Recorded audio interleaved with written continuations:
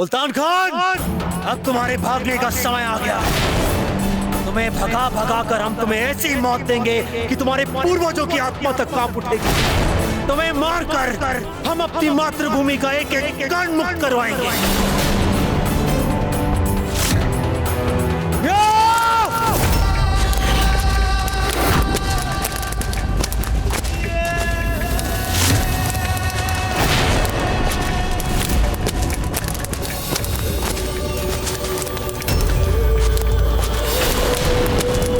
कैसी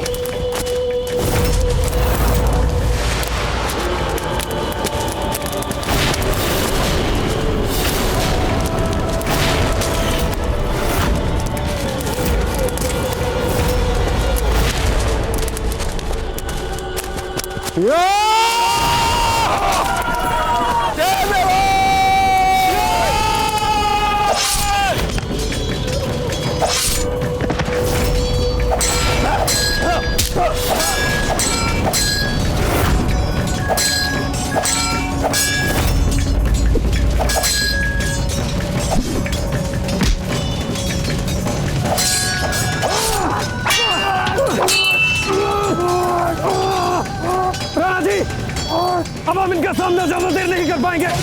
हमारे सभी सैनिक इनके सामने खुलकर आ चुके हैं। हमारी व्यूह रचना सफल हो चुकी है।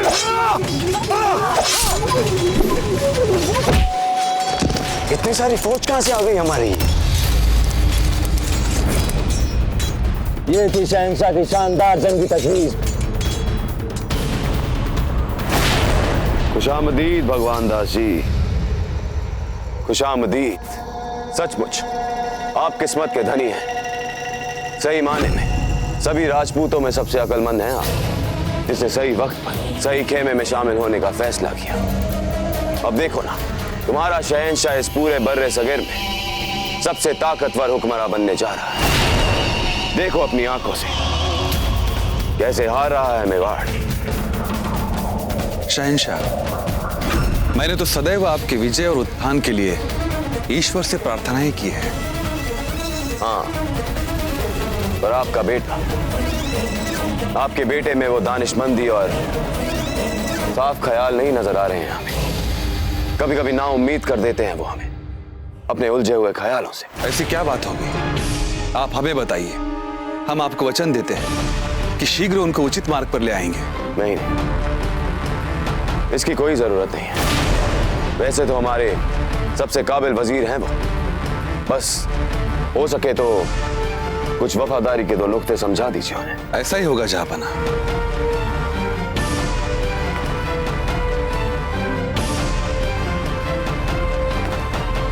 शहंशाह, निष्ठा की बात निकली है तो आपको एक बात बता दूं। जब तक आप मेवाड़ नरेश और उनकी सेना को युद्ध भूमि में परास्त नहीं कर देते, मैंने उदयपुर में सत्ता अंतरण के लिए किसी को गुप्त अभियान पर भेज दिया है।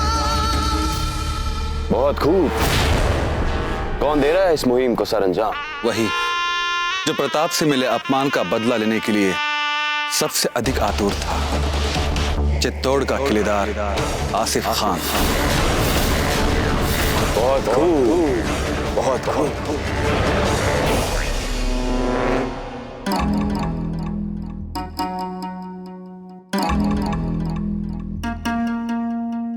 कहाँ है आमिर? अभी तक आया नहीं वो यहाँ पर।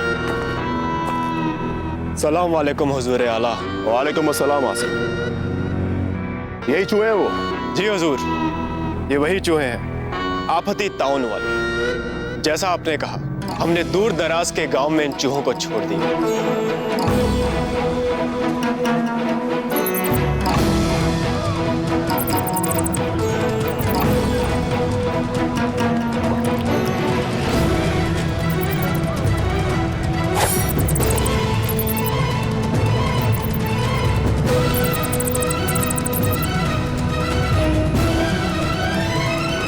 और जनाब, देखते ही देखते सारा गांव इस हफ्ते अजीम ताउन से बीमार हो गया।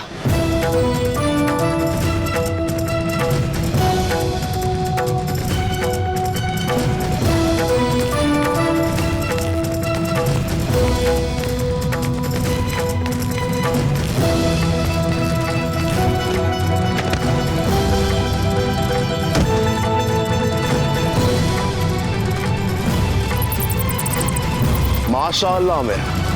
अब दुनिया की कोई भी ताकत हमें उदयपुर को सर करने से नहीं रोक पाएगी। अगर तुम्हारा यह तजुर्बा कामयाब हो गया तो इंशाअल्लाह मैं प्रताप के शाही तख्त पर बैठकर उसके आंखों में आंखें डालकर उससे कहूंगा, राणा प्रताप देख, जिस वक्त तू मुझे मारने के नए नए मंसूबे बना रहा था, मैंने तुझसे तेरा उदयपुर ही छीन लिया। सिपाहियों जाओ, इसी वक्त उदयपुर में आफत अजीम ताउन फैलाने वाले चूहे छोड़ दो। किसके लिए लड़ेगा प्रताप, जब उसी के घर के हर आमो खास बिना किसी जंग के इस आफत अजीम ताउन फैलाने वाली बीमारी से तड़प तड़प कर मर जाएंगे। कब्रिस्तान बना दूंगा मैं तेरे उदयपुर को प्रताप।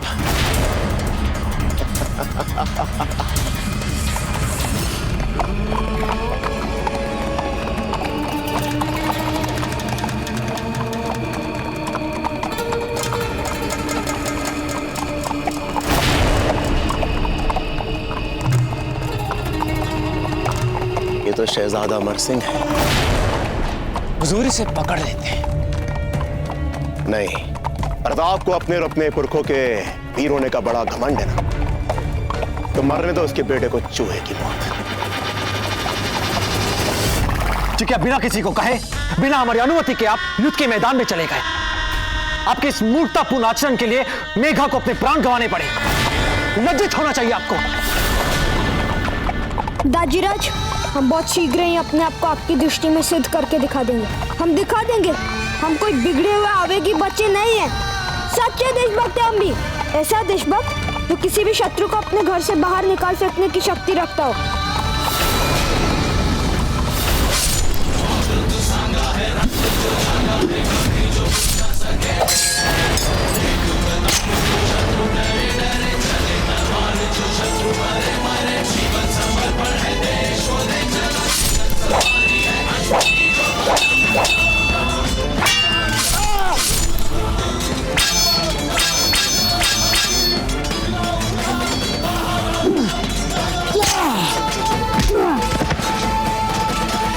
सुल्तान खान, आज हमें तुम पर बहुत दया आ रही है। ये सोच कि आज तक तुमने जिसकी सेवा की, जिसे पूजा, उसने तुम्हें और तुम्हारे साथियों को मात्र चारा बनाकर अपने स्वयं के लाभ के लिए प्रयोग किया। सुल्तान खान, बेमौत तुम और तुम्हारे 50,000 साथी आज मारे जाएंगे, किंतु हम तुम्हारे उस निष्ठुर और संवेदनहीन बादशाह की भांति हम अपने वीर योद्धाओं का बलिदान नहीं देंगे। हमने आज तक अपनी सेना का केवल नेतृत्व ही किया है, उनका कभी भी दुरुपयोग नहीं किया। हम मरने से नहीं डरते राणा जी। मरने से तो हम भी नहीं डरते। भय तो हमें इस बात का है कि ये मुगल और वो बादशाह जीवित ना रह जाए, क्योंकि हम व्यर्थ ही अपने वीर योद्धाओं के प्राणों को गंवाना नहीं चाहते। हमारी प्रजा, हमारी सेना हमारे लिए सर्वस्व है। विजय जी!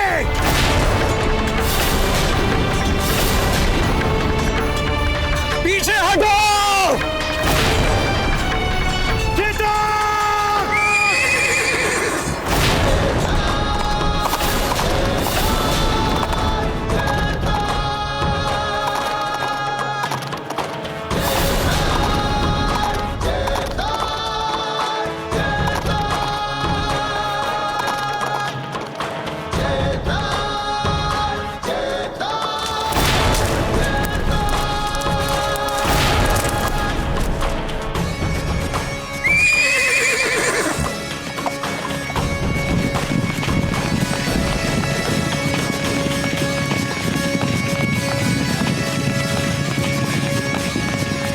मसला क्या है मुल्तान खान? हुक्म दो अपने सिपाहियों को पीछा करने का। मुल्तान खान,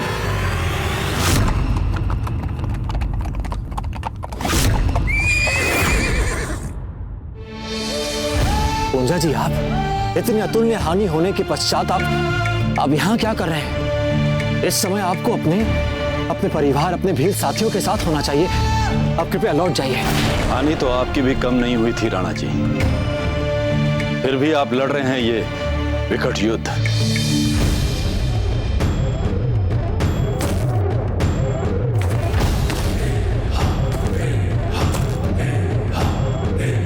पूंजा जी, हम ये युद्ध अपने राज्य और अपनी प्रजा के लिए लड़ रहे हैं। हमारे पास और कोई दूसरा विकल्प भी तो नहीं बचा था।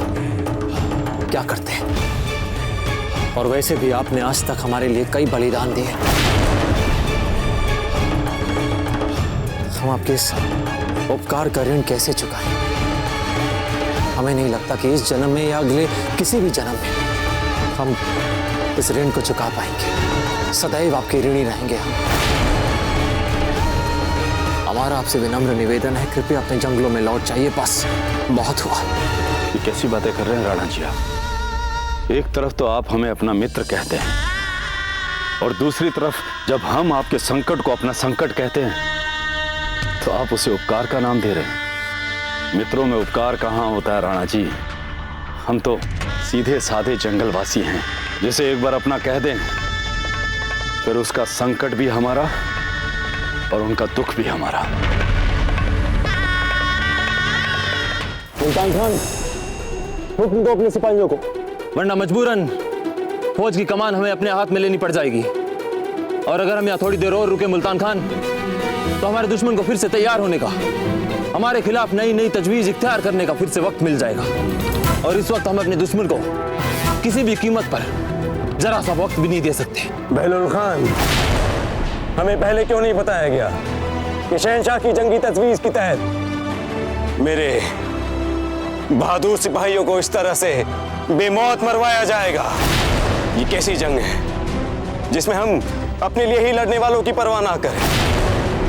बहलुल खान, ये कैसी जंग है? ये वो जंग है मुल्तान खान जो दुनिया के सबसे ताकतवर दूरंदेश शहनशाह हिंद खुद अकबर आजम लड़ रहे हैं। और वैसे भी शहनशाह हिंद के ख्वाबों की तामीर में चंद हकीर जानों की कुर्बानी को मायने नहीं रखती मुल्तान खान। जब आप अपनी रानी शाह के शोक में तलवार उठाने को विवश हो गए तो हम मुंह मोड़कर जंगलों में चले जाएं। आप चाहते हैं हम इस समय आपका साथ छोड़ दें? ये कैसी मित्रता हुई राणा जी? फौज में इतने तजर्बेकार सिपह सलार होने के नाते इतनी छोटी सी बात तो तुम्हें पता होनी चाहिए मुल्तान खान। बहलुल खान, मैंने अपने एक एक सिपाही को तैयार किया इस जंग के लिए। उनकी रगों में जज्बा फूंका था मैंने कुर्बानी का। उन्हें अपनी जान की बाजी लगाने के लिए आमादा किया था।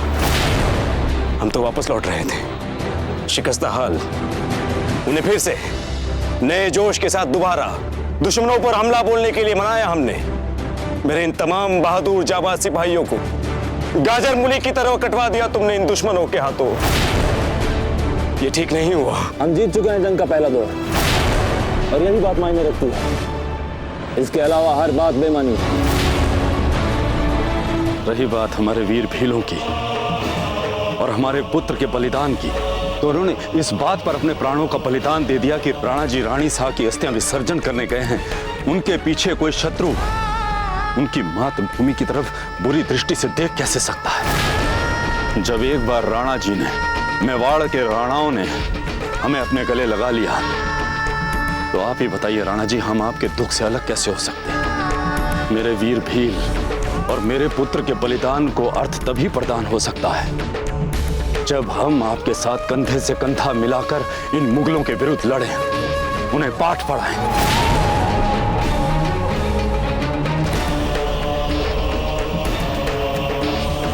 नहीं पूंजा जी, नहीं।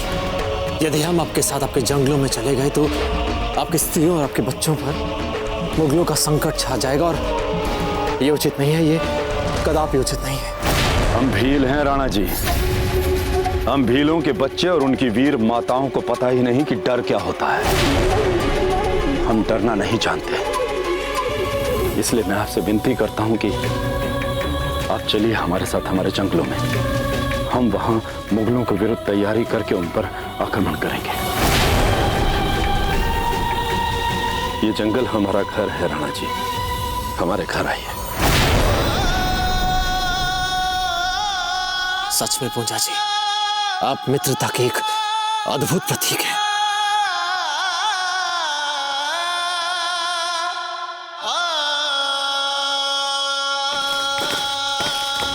मुल्तान खान, हम तुम्हें शहंशाह का दूसरा हुक्म भी सुना दें, क्योंकि हमारे शहंशाह हमेशा दूर की सोचते हैं, हर हाल में मुस्तकबिल पढ़ लेते हैं वे।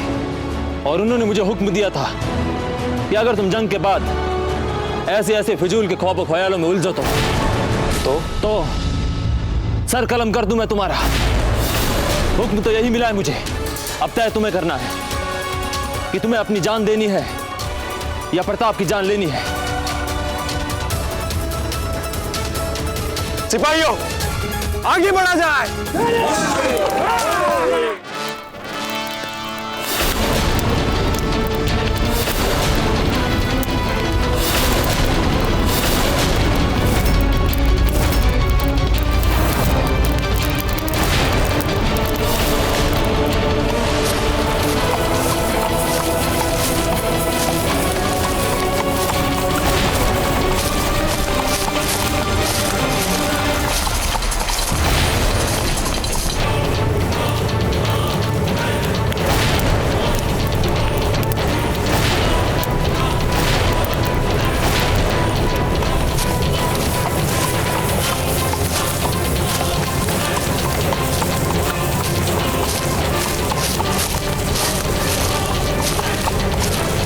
अग्नि बाण बरसाएं।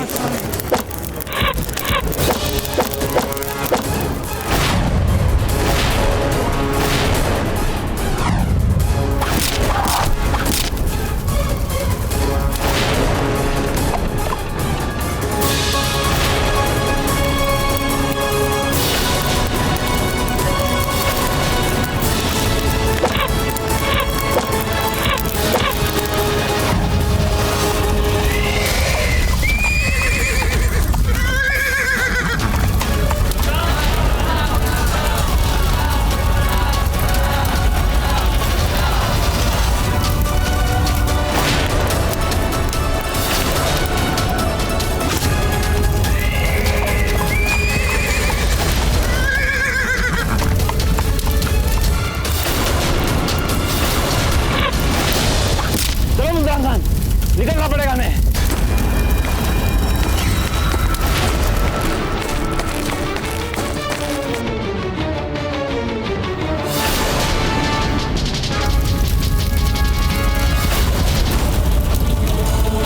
इन्हें जलाकर राख कर दीजिए। यहाँ हमें स्पष्ट पराजय दिख रही है। एक भी बिल्कुल सैनिक बचना नहीं चाहिए।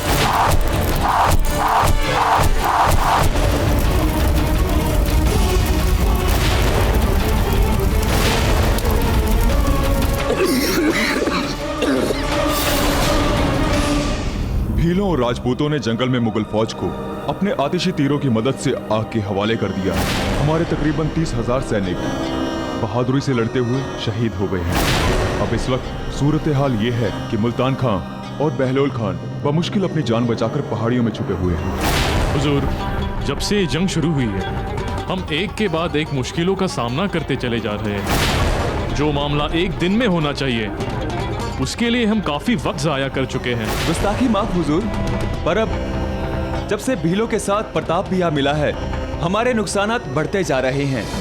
हर रोज हजारों सिपाहियों को शहीद करने के बावजूद हमारी फौज एक कदम भी आगे बढ़ नहीं पा रही है। हुजूर, 2 लाख की फौज लेकर आए थे हम यहाँ, और अब 1 लाख से भी कम सिपाही रह गए हैं। हमें तो लगता है कि हमें अब वापस आगरा लौट चलने में भी कोई गलत ख्याली नहीं है। फतेह का ख्वाब देखने वाले शिकस्त से घबराते नहीं। सियाह रात ही रंगीन सुबह पैदा करती है।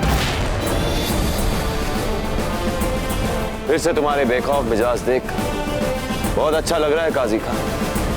तुम जितने सिपाही चाहो ले जाओ अपने साथ, पर प्रताप का सर चाहिए।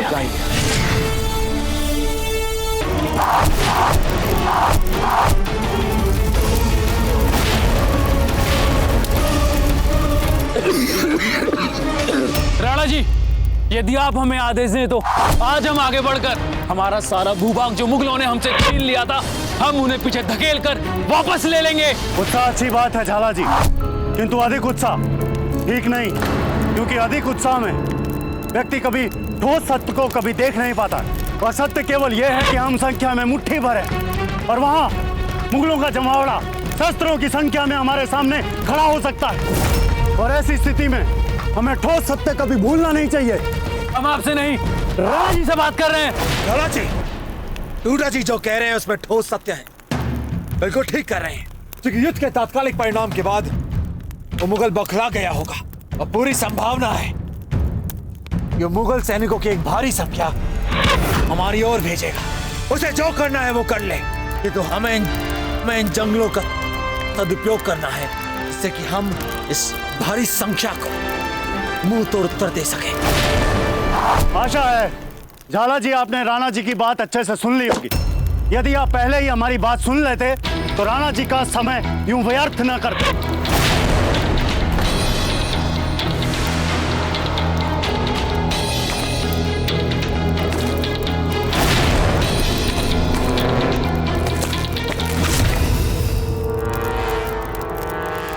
धन्यवाद भीम सिंह जी। जोश बहुत है हमारे साथियों में राणा जी, जब देखे युद्ध के लिए तैयार हो जाते हैं। ये तो अच्छी बात है भीम सिंह जी, इनके उत्साह और इनके जोश को आप संभालते रहिएगा बीच बीच में।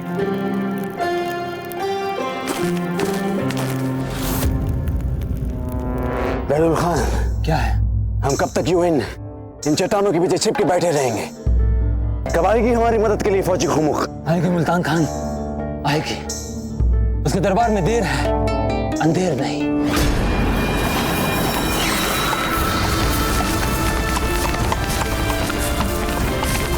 लो, आ गई मदद गाजी खान के साथ। ऊपर खींचे।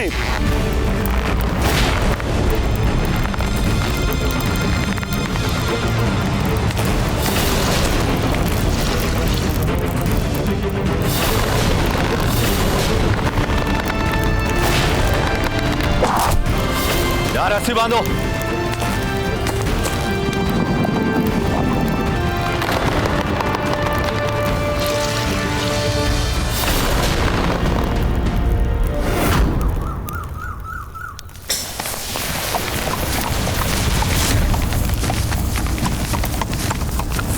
राणा जी, मुगलों की बहुत बड़ी सेना आ रही है मुल्तान और बहलोल की सहायता में।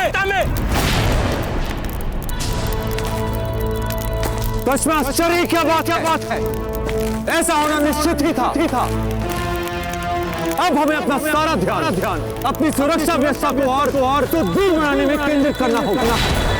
मुगलों पर आक्रमण हम दो छोर से करेंगे, वृक्षों के ऊपर से और नीचे से भी। समझ गए? बहुत अच्छे।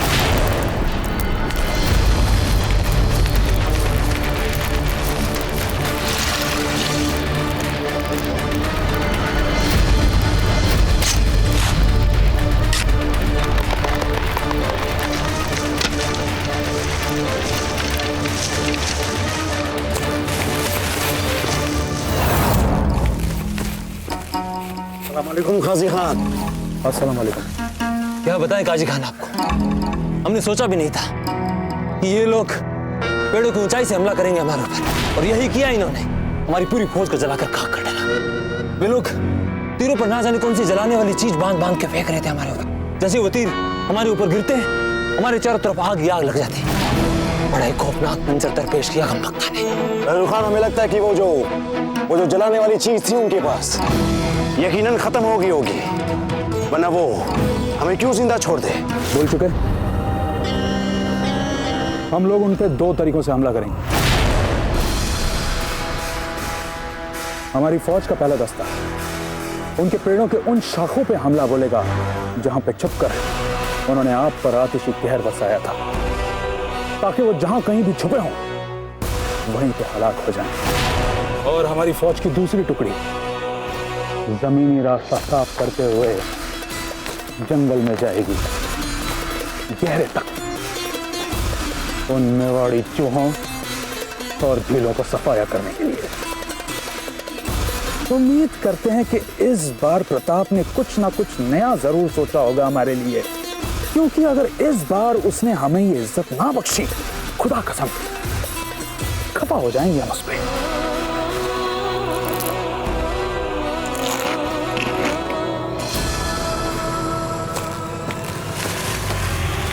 राणा जी, सामने वाले पेड़ों पे हमें तीर सैनिकों की तैनाती कर देनी चाहिए ताकि हमारे सैनिक मुगल सैनिकों को अधिक से अधिक संख्या में मार सके।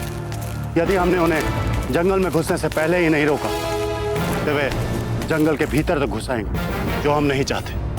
जब ये बात मुस्तक के दिमाग में आ गई कि सबसे पहले हमने पेड़ों के ऊपर से उनके ऊपर आक्रमण किया था तीरों से, तो इस बार वो जंगल में प्रवेश करते ही सबसे पहले सामने पड़ने वाले पेड़ों पर आक्रमण करेंगे तीरों से। क्या उन लोगों ने ये बात नहीं सोची होगी? अवश्य सोची होगी। इसलिए राणा जी इस बार कुछ अलग व्यू रचना सोच रहे हैं। वैसे झाला जी, बात तो आप ठीक कह रहे हैं।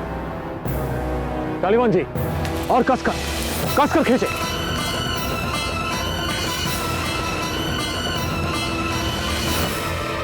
झाला जी, थोड़ा यहाँ आकर जाल बांधने में सहायता कीजिए हमारी।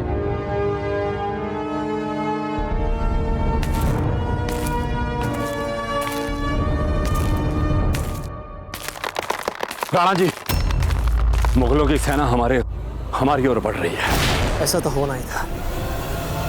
सभी शीघ्र अतिशीघ्र अपने अपने निर्धारित स्थानों पर चले जाएं।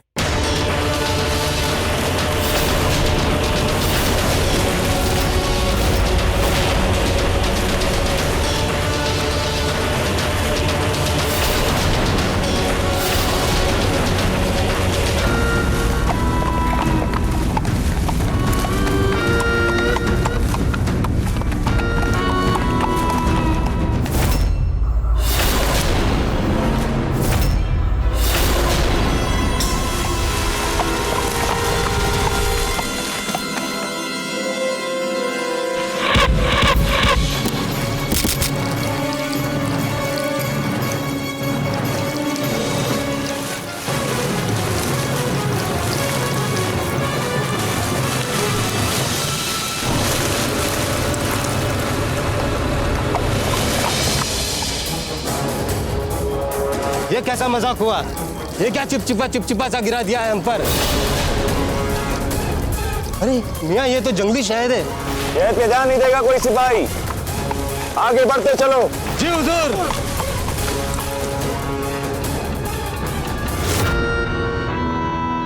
प्रताप, शहद बरसा रहे हो हमारे सिपाहियों पे। कोई बात नहीं, हम भी मीठे के शौकीन, तुम भी मीठे के शौकीन। मजा आएगा। लगता है आखिरकार हौसला टूट चुका है इनका। इतनी आसानी से इतना सारा जंगल पार कर लिया हमने। इतनी तेज बढ़त तो जंग शुरू होने के बाद से अब तक हासिल नहीं की थी हमने। इतना खुश होने की जरूरत है बहलुल खान? पता नहीं क्यों दिल में दुख सी हो रही है। हमने अपनी आंखों से देखी इनकी बहादुरी। यूं ही मैदान छोड़ने वाली चीज नहीं है बिरादर। अल्लाह का नाम लेकर आगे बढ़ते हैं। अल्लाह कसम, यहाँ पे बुजुर्ग सच्चे कर दो।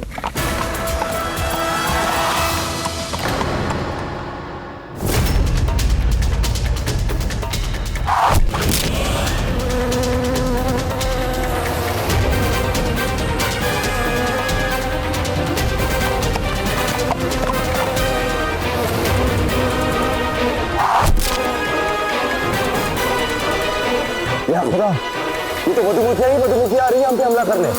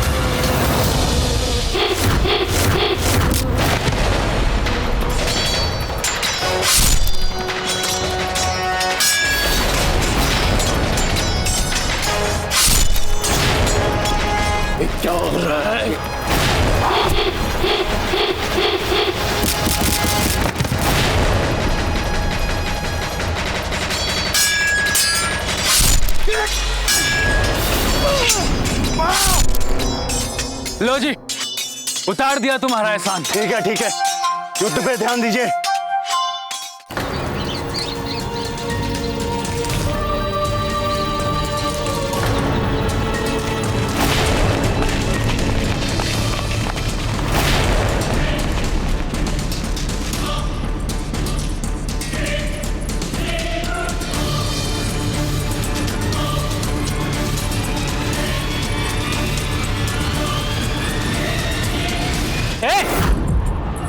कौन हो तुम? और महारानी अजब देख शोक का काला वस्त्र कहाँ है?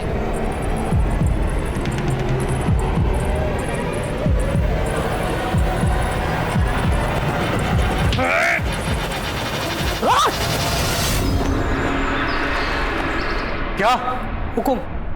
पूरे विश्वास से तो नहीं कहा जा सकता कि मुगल गुप्तचर ही थे, किंतु जिस प्रकार पूछताछ आरंभ करते ही वे भागे, उससे तो यही संदेह हुआ कि हो सकता है मुगल गुप्तचर ही हैं वे जो नगर में घुस आए। इसलिए हमने सोचा कि सर्वप्रथम इसकी सूचना आपको दी जाए। आपकी सजगता सराहनीय है। इसी क्षण उस गुप्तचर को पकड़ के लाइए। हुकुम। चुंडावत जी, मुगलों ने उदयपुर में अपना गुप्तचर भेजा, यह जानने के पश्चात भी कि हमारी समस्त सेना राणा जी के नेतृत्व में मुगलों के साथ ही युद्ध कर रही है। तो फिर यहां उनका गुप्तचर भेजने का उद्देश्य क्या होगा? आचार्य जी, अभी हाल ही में उनके भेजे गए हुए हथियारों के कारण हम अपनी महारानी सा को खो चुके हैं। वो मुगल किसी भी मानवीय और सामाजिक आदर्शों को नहीं मानते। आप हमें तुरंत आपातकालीन स्थिति की घोषणा करने दें आचार्य जी। उचित है चुंडावत जी, ये तो आप करवा ही दीजिए, और हम रानी सा और समस्त राज परिवार की सुरक्षा व्यवस्था पर निगरानी रखते हैं। प्रताप की असली ताकत है वीर सरदार राणा पंजा। हमें इसे बाहर निकालना ही पड़ेगा, और उसके लिए मुल्तान खान तुम्हें आना पड़ेगा। गुलाम, तुम्हारे सामने आते ही पंजा जहां कहीं भी होगा आ जाएगा सामने।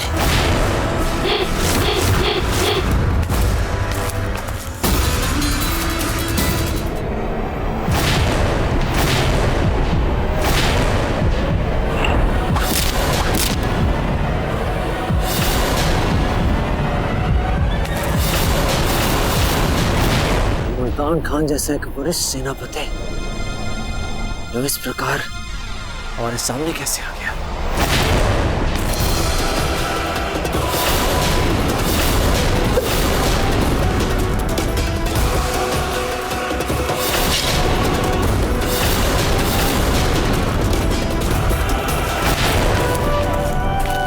जी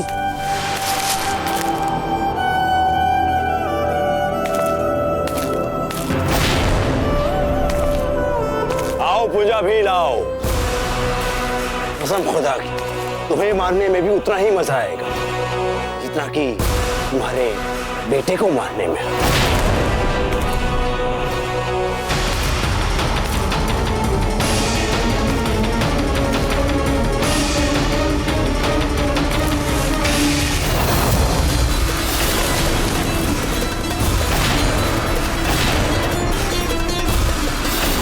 नहीं राणा जी, बाहर आकर आप युद्ध को संकट में मत डालिए।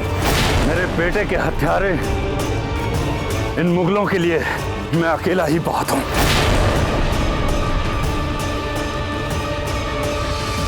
हे एकलिंग जी, मुगल गुप्तचर घुसा है हमारे नगर में। शांत शांत, अभी कुछ सिद्ध नहीं हुआ, ये केवल हमारा संदेह है। फिर भी हम चाहते हैं कि आप सब सुरक्षित स्थान पर चले जाएं। जब नगर में ही मुगल सैनिक आ गए हैं तो सुरक्षा कैसी आचार्य जी? अब कुछ नहीं हो सकता, हम सबको मरना ही पड़ेगा। नहीं, क्षमा चाहते हैं आचार्य जी, पर कोई इस महल को छोड़कर भी नहीं जाएगा। निशा, आपकी और समस्त राज परिवार की सुरक्षा के लिए उचित कार्यवाही करना हमारा कर्तव्य है। आचार्य जी, आपका पहला कर्तव्य जन सामान्य को सुरक्षा प्रदान करना। अपना बहुमूल्य समय हमें बचाने में नष्ट करने की वजह उसे मेवाड़ की प्रजा को बचाने में लगाइए। राज परिवार के सदस्य होने के नाते जिस उद्देश्य के लिए राणा जी और हमारे वीर सैनिक वीरता से मुगलों के सामने लड़ रहे हैं। उसी उद्देश्य के लिए हम भी अपनी क्षमता के अनुसार अपना हाथ बटाएंगे। राणा जी और हमारे वीर सैनिक युद्ध भूमि में इसीलिए लड़ रहे हैं ना, ताकि उदयपुर मुगलों के हाथ ना लगे। तो उसी उद्देश्य के लिए हम भी अपनी प्रजा को बचाने का प्रयास कर अपना कर्तव्य निभाएंगे। चांद, मान, क्या आप हमारा साथ देंगे?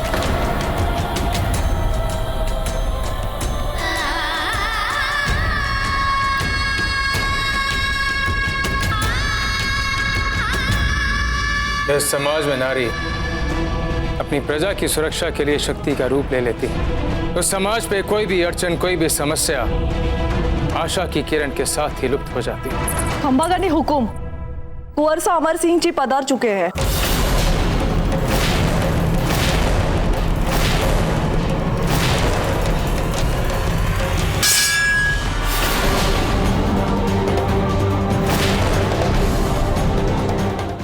हर महादेव!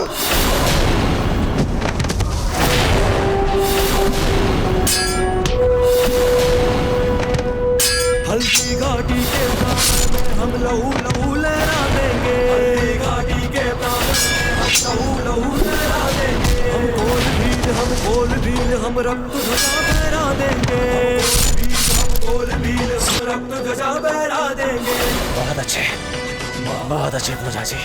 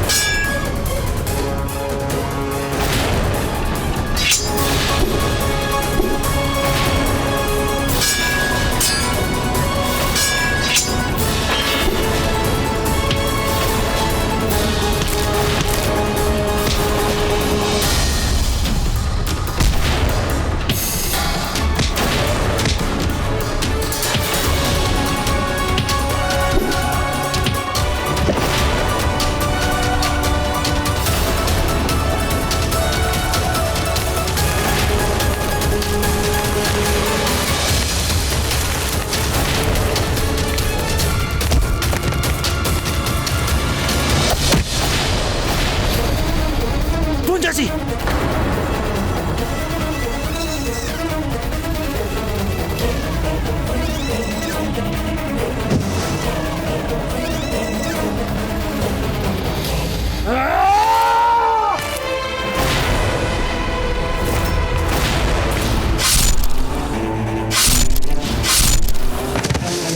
मरहबा मरहबा। ये तो इंतहा हो गई मेरी खुशियों की कि सामने खुद ब खुद मेरा दुश्मन चला आया। माशाल्लाह माशाल्लाह, कितना नाम सुना, कितनी तारीफें सुनी। प्रताप वो है, प्रताप वो है कि कितनी हसरत थी तेरे दीद की जालिम कि अब तू सामने है फिर भी यकीन नहीं होता।